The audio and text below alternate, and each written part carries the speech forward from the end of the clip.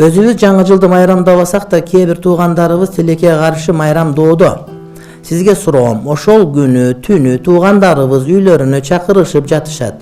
Ал күндү тоспосоңор да дасторконго отуруп кеткиле деп. Ал эми дасторконунда ошол күнгө арналып жасалган салаттардын түрлөрү, тамактар болот. Ошол күнгө арналып коюлгандарды жесек болобу дейт. Эгерде сиз барбасаңыз таарынып кала турган болсо, анда барганга туура келет. А бирок өмүр бою таарына бербеш керек, бир күн болсо да түшүнө турган болуш керек. Чын урматтуу бир тууганым.